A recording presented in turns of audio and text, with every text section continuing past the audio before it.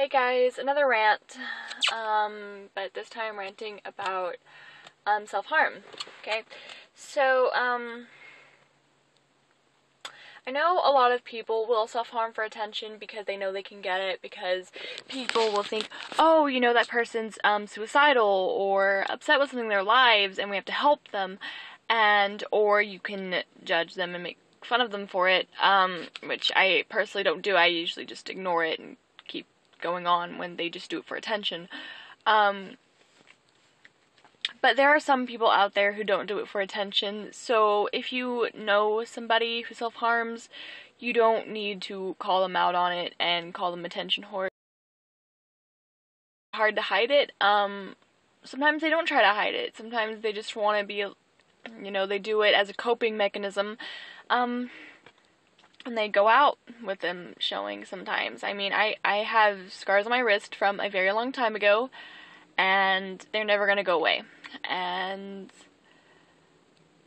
I have gotten comments on it, saying that because I was showing them, I was attention whore, and, I honestly don't see how I am, because,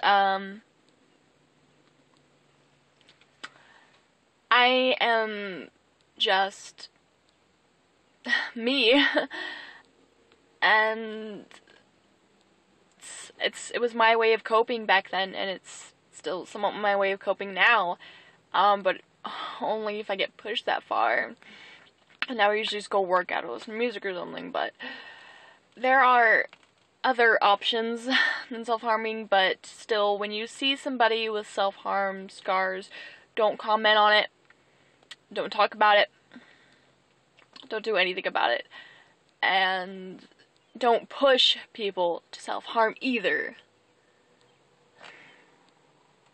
because self-harming is really bad, and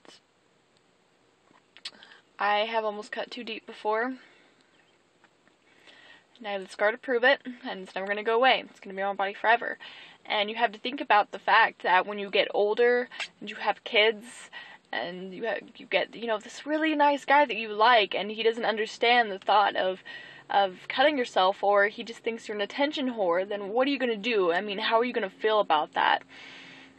So, I mean, honestly, it's better not to self-harm, but some people do it as a coping mechanism. I still do it sometimes, and I try not to, and you guys should try not to, and to be honest, I honestly don't recommend talking to people either, but that's because I have trust issues. I have been fucked over more times than I can count, and I don't want to see other people go through what I went through. Because I know how bad it hurts to be fucked over by somebody you trusted with, like, your heart, your life, your everything, and they just destroy that trust. And that makes you feel like you can't trust anybody, and to be honest, I don't trust many people. I don't tell many people my problems, mostly because I know that they're going to turn around and go talk about my problems to somebody else, and I'm going to end up in therapy, which I don't need. And, you know, there's some and one thing I hate about psychiatrists is that they're always like, oh, you're suicidal because you self-harm, you know, the only reason you do it is for attention, a cry for help, and I admit it's a cry for help, but it's not for attention, sometimes, and I've only had one psychiatrist ask why I did it, and she admitted that everyone has their different reasons, and she could understand why I did it, and that was the first psychiatrist to ever understand that, and, you know, that made me happy. It made me really happy. So, but if you just ever come across somebody that self-harms and you see the scars, don't call them out. Just leave it be. Unless they ask you for help, just leave it be. And another thing that you guys need to not do is make fun of people for self-harming, because some of us don't do it for attention.